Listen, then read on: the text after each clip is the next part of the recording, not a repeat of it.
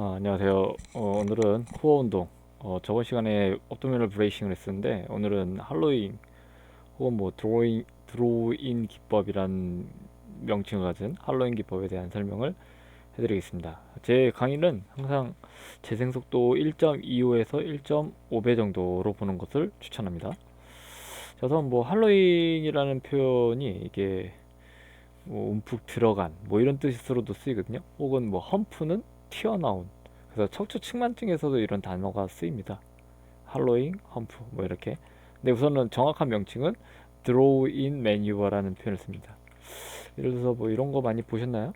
이런 사진들, 바이오 피드백이라고 하는 이 공기 주머니인데, 내가 배꼽을 이렇게 가볍게 누르면 여기에 대한 압력이 찍힐 거 아니에요? 그 압력이 몇이 이제 지금 너가 복행근을 잘 쓰고 있다 없다 뭐 이런 식으로 하는 장면들입니다. 결국은 뭐 배꼽 땡겨로 많이 알려져 있는 기법이 할로잉입니다. 할로잉. 그래서 이런 것들이 지금 드로잉 기법, 뭐 당기다, 안쪽으로 당기는 기법이다 이렇게. 그래서 아무튼 뭐 이게 원리는 이렇게 뭐 배꼽 땡겨로 많이 알려져 있는데, 실제로 배꼽 땡겨를 안 해도 할로잉을 잘하고 있다고 해도 무방이 됩니다. 어떤 게 잘 되면? 횡격막 호흡이 잘 된다면.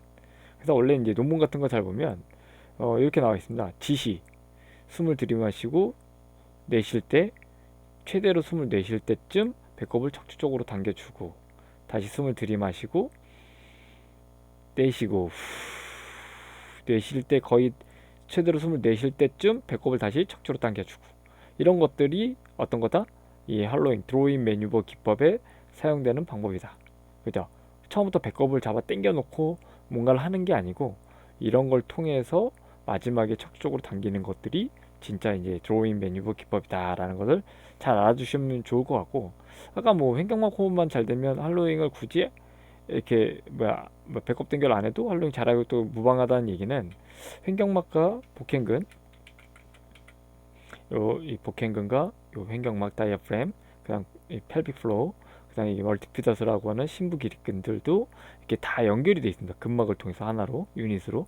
그러다 보니까 실제로 만약에 이게 잘 된다 그러면 얘네들에 대한 것들이 각각 공동 활성화가 됩니다. 공동 활성화, 공동으로 같이 근막을 통해서 활성화가 되기 때문에 어떤 뭐 굳이 이거를 하지 않아도 어떻게 된다? 알아서 같이 잘 이런 것들이 수축이 조금 조금씩 되고 있다라는 얘기가 됩니다. 그래서 뭐 아무튼 뭐 이게 이제 지시사항이다라고 가정하면, 이제 만약에 진짜 실전에서 쓴다 그러면, 자 만약에 이 상태에서 그냥, 자 들이마시고 내뱉으세요 후 한 상태에서 최대 지점이 되면 배꼽을 가볍게 조이는 거야. 그죠? 그 다음 다시 들이마시세요 하면 들이마시고 이러면 복강 내압이 올라갈 거 아니에요? 그 다음 또 호흡 후 하면서 자연스럽게 후 거의 최대 지점에 배꼽을 잡아 살짝 당기는 거지. 그러면 이제 이런 부분이 반복되면 여기 안에서는 지금 할로윈 기법을 하고 있다라는 얘기가 됩니다. 무슨 말인지 알겠죠? 쉽죠? 이것도 마찬가지. 이 네발기기 자세에서 자 들이마시고요. 대신에 뭐 여기서 조건은 일롱게이션이라 그래가지고 이 머리뼈가 이렇게 위로 간다라는 느낌, 꼬리뼈가 아래로 간다는 느낌, 그래서 척추뼈가 쭉 이렇게 펴지는 느낌이 이제 일롱게이션, 뭐 신장, 축성 신장이라는 표현 쓰거든요. 그러니까 축, 축, 축 방향으로 쭉 늘어난다 그래서 일롱게이션, 엑시얼 일롱게이션, 뭐 이렇게 아무튼 뭐 이거 하면 된 상태에서 아무튼 호흡을 들이마시고 후 내뱉으면서 마지막 끝 지점에 배꼽 잡아 당기는 거. 그 다시 들이마시고 후 하면서 다시 당기고, 이런 것들을 반복해주면 이런 것들이 흔히 말하는 무슨 기법? 할로윈 기법이다라는 얘기예요. 배꼽을 굳이 잡아 당겨 놓고 무언가를 하는 게 아니고. 하여튼 뭐 이런 것들이 이제 뭐 할로윈 기법이다라고 보시면 됩니다. 그러면 이제 얘네들이 뭐에 도움이 되느냐? 말 그대로 이런 부분이 척추 이렇게 횡격막이 쓰이면, 제가 브레이싱 편에도 얘기했듯이 뭐가 좋다? 이게 내려가면 복부의 이 내부에 뭐 이렇게 공간을 좁게 만들게 되고, 압력이 올라가면 이거 있죠, 보일의 법칙에 따라서 압력이 증가된다. 증가된다라는 얘기는 척추의 안정성이 도움이 된다. 그러니까 만약에 대로 아까 내가 횡격막이 이렇게 내려왔어. 이게 과도하게 내려왔으면 어떻게 부피가 줄게 되고, 그로 인해서 압력이 증가되면 척추의 안정성이 좋아진다. 이렇게 제가 브레이싱 편에서도 얘기를 했었습니다. 그럼 결국은 얘도 이걸 하면 척추 안정성이 좋아집니다. 근데 왜 얘를 뭐 TRA라고 하는 트랜스버스 어브도미너스 복행근을 이 수축하는 것을 자꾸 강조를 하냐, 이 얘기는 얘네들은 이걸 통해서 그 뭐야 조금 더 뭐야 이런 공동 활성화를 통해서 얘네들을 좀 더 활성화를 해보겠다라는 의도도 조금 들어갑니다. 그러다 보니까 척추 심부기립근을 조금 이렇게 쓰는 것들까지도 고려하기 때문에 이런 부분을 좀 한다라는 거. 그래서 뭐 이렇게 써 있습니다. 뭐 정의는 멀티피더스, 뭐 다이아프램이 뭐 내려가고, 흔히 말해서 뭐 멀티피더스도 활성화가 되고, 트랜스버스 어토미스 복행근도 활성화가 되고, 펠빅 플로도 활성화되면서 뭐 어떻게 이런 것들이 되는 것들이 할로잉 기법이다, 혹은 드로잉 매뉴버 기법이다, 이렇게 얘기를 합니다. 자, 그럼 뭐 여기서도 똑같이 들이마시고 내뱉으면서 후 하면서 살짝 조여놓고, 이 상태에서 버텨놓고 또 들이마시고 내뱉으면서 살짝 조여놓고, 뭐 이런 식이야. 근데 여기서 제일 중요한 조건, 적절히 배꼽을 가볍게 당길 수 있고 호흡이 희생하지 않는 조건에 팔다리를 이렇게 거리를 이렇게 넓히든 좁히든 할 것이라는 이 얘기입니다.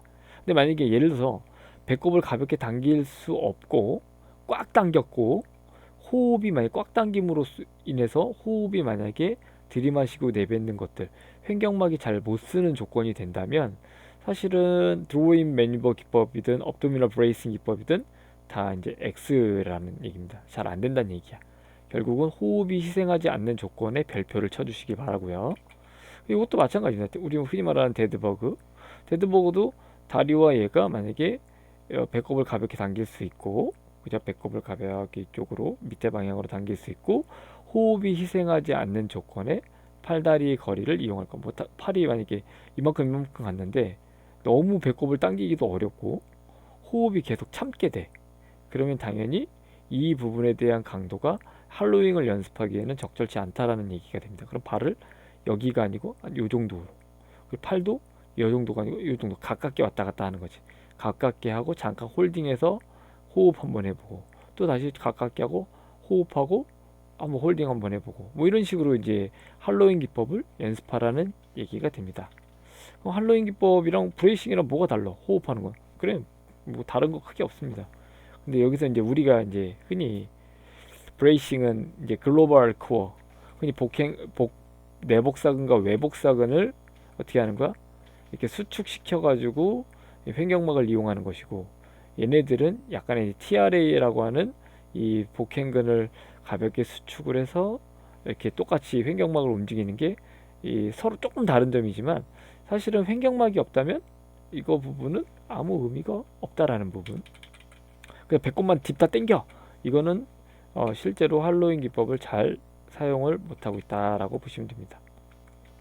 요약 정리를 해보자면, 배꼽을 아주 가볍게 당겨서 짚어 올려지는 느낌으로 가볍게 당기면, 가볍게 서서히 한번 당겨보세요. 그럼 마지막 정점에서 약간 지퍼가 올라가는 살짝 느낌이 옵니다. 물론 뭐 골반 옆에, 뭐 여기 골반 옆에 배 옆쪽으로 살짝 송근을 대면 이게 천천히 올라가면 톡 튀어나옵니다. 약간 뭐 그런 걸 느껴라, 뭐 이런 식으로 뭐 얘기는 하는데, 아무튼 뭐 그냥 크게 중요하진 않으니까 너무 한 번에 배꼽을 콱 당기는 게 아니고 천천히 이렇게 당겨지는 것 같은 느낌으로 가야 됩니다. 그래서 포인트는 천천히, 천천히.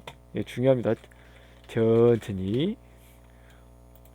아무튼 뭐, 그리고 브레이싱 할로잉에서 횡격호흡이 적절히 이루어지지 않는다면, 호흡을 희생한다면 브레이싱이든 할로잉이든 이것은 척추 안정화 운동에 큰 의미가 없어짐을 기억해야 된다라는 부분. 그럼 이제 케겔 운동. 그럼 이제 이런 얘기를 합니다. 복강 레압을 위해 골반 저근을 수축해야 될까 말까. 그래서 보통 아까 뭐 복행근을 이렇게 수축을 하면 얘네들도 같이 공동 활성화가 된다 그랬잖아요. 얘도 그렇고 얘도 그렇고 얘도 그렇고, 그죠? 그런데 이제 뭐 이런 얘기를 하는 거야. 이 DNS라는 다이나믹 뉴로머스큘러 스테빌라이제이션이 을 이제 하는 이런 교육 업체가 있습니다. 얘네들은 이 골반을 이렇게 저근을 수축해야 된다라는 주의를 갖고 있습니다. 근데 이제 실제로 해보면 제가 잠깐 그림을 그려봤는데 보통은 횡격막을 이렇게 들이마시면 이렇게 하사표가 아래로 내려갑니다. 그러면서 이 골반 저근도 가볍게 내려오고요. 그리고 그로 인해서 복강 내압 때문에 약간 이게 벌어지죠. 이런 것들이 이제 가장 자연스러운 흔히 말하는 복강 내압을 올리는 이 복식 호흡입니다. 근데 만약에 내가 들이마실 때 얘를 조인 상태에서 들이마시라고 하면 사실은 이게 쉽지 않다라는 부분을 알 수 있습니다. 근데 물론 뭐 이게 가볍게 조여놓은 상태, 항문 케겔 운동을 잠깐 조여놓은 상태에서도 물론 조금 잘 되는 분들도 있을 수 있어요. 근데 그런 분들이 틀리다는 게 아니니까. 근데 이게 뭐 잘 안 된다면 굳이 뭐 이렇게 하지 마시고 그냥 이렇게 먼저 해보시고 확실히 이래도 복강 내압은 올라가니까 이런 부분을 해주셔도 상관없다라는 얘기가 됩니다. 무슨 말인지 아시겠죠? 근데 이런 분들이 간혹 있어. 이제 출산 이후에, 그죠? 출산 이후에 이런 이 골반 저근이 이렇게 많이 처져 있는 분들이 있습니다. 그래서 그런 분들한테는 실제로 케겔 이렇게 골반 항문을 조여주게 되면 얘네가 약간 이렇게 됐더니 약간 위로 올라가거든요. 이렇게 원래의 위치를 찾는 거지. 이게 확 올라가는 게 아니고 원래 있었던 위치를 찾아서 해당 기능을 하는 겁니다. 그랬을 때는 그런 분들한테는 케겔 운동이 꼭 필요하다라는 부분을 알려드립니다. 자, 또 뭐 다이나믹 뉴로머스큘라 스테빌라이제이션 제가 몇 가지 영상을 한번 같이 볼게요. expand and the content of the abdominal cavity is not sufficiently compressed. This leads to an increased activity of the superficial spinal sensors. The insufficient contraction of the diaphragm. 자, 이때 보이시나요? 이때가 이제 들이마셨을 때예요. 들이마셨을 때 얘가 가볍게 조인 상태를 유지하면 이렇게 뭐 이쪽 방향 심부 길이근도 수직으로 축성 부하를 받는다. 그러니까 축성으로 이렇게 좀 신전력을 갖는다라는 표현을 이렇게 그림으로 그려놓은 거고. Can be caused by a more slanted positioning of the axis of the diaphragm in the sagittal plane. Trunk stiffness, especially in the lower segment. 근데 이제 이쪽 잘못된 방향을 보면 어때요? 얘네가 이렇게 복벽을 못 만들어주면 얘네가 앞으로 로도시스가 걸리게 되고 그러면은 여기에 있는 이 척추 심부 길이근들도 활성화가 안 되니 여기서 이제 척추뼈가 앞으로 자꾸 밀리는 전단력을 형성할 것이다. 뭐 그래가지고 이제 우리 장요근이 짧아진 사람들이 여기가 로도시스가 심하잖아요. 그러니까 하이퍼로도시스. 근데 이런 부분 때문에 척추 심부 길이근이 잘 활성화가 된다면 하이퍼로도시스를 이렇게 중립으로 가져올 수 있는 힘을 받을 수 있다라는 얘기가 됩니다.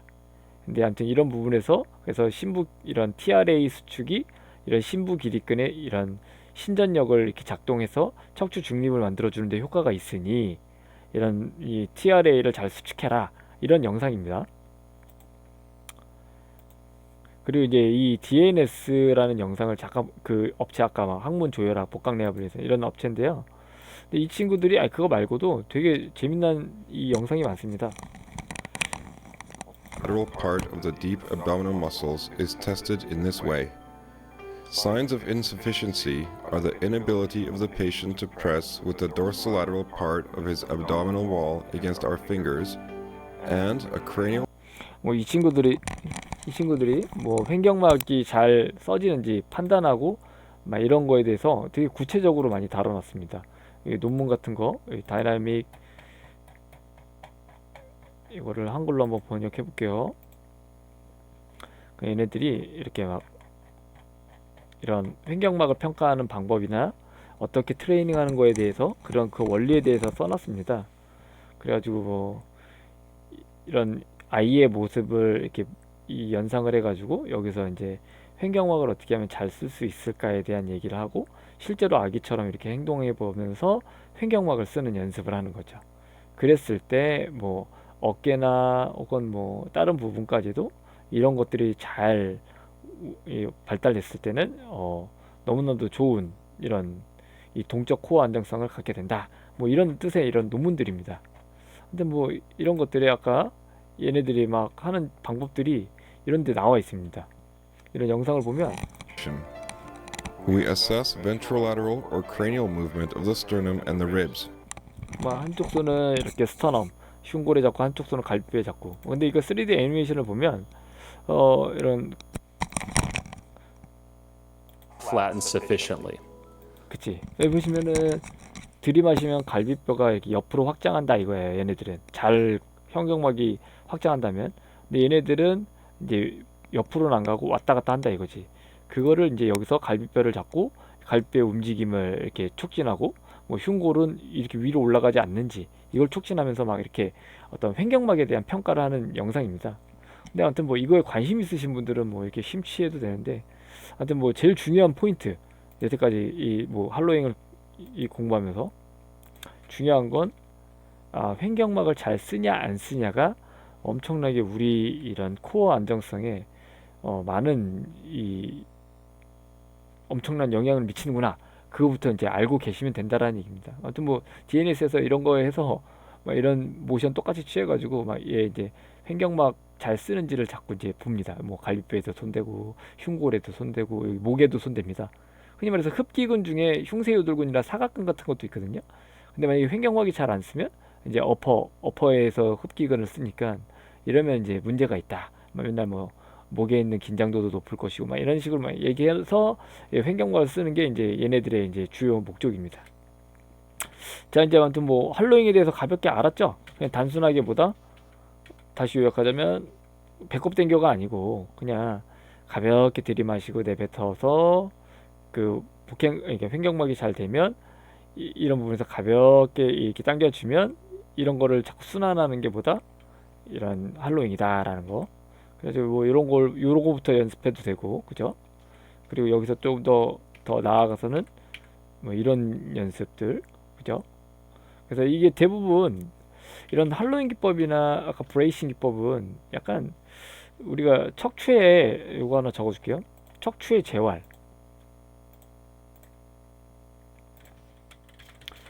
척추의 재활. 그러면 코어 운동이잖아요. 예를 들어서 코어 운동을 한다 치자고. 그 목적이 있습니다. 목적이 뭘까요? 척추의 힘일까요? 아니면 척추의 지구력일까요? 쉽게 말하면 힘보다는 지구력이겠죠. 오랫동안 이렇게 척추를 예를 들어서 뭐 머리를 감는다고 치자고. 자꾸 머리를 감는데 이 속 지구력, 심부 척추 기립근이 활성을 해야 되는데 어떤 일 때문에 계속 다쳤어, 한번 손상이 갔어. 그 이후로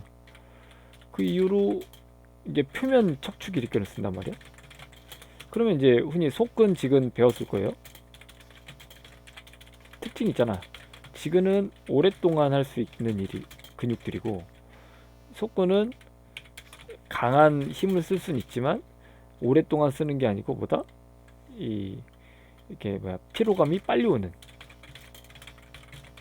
물론 이거 말고 근육의 벡터도 문제가 있을 수 있지만, 하여튼 뭐 이런 거야.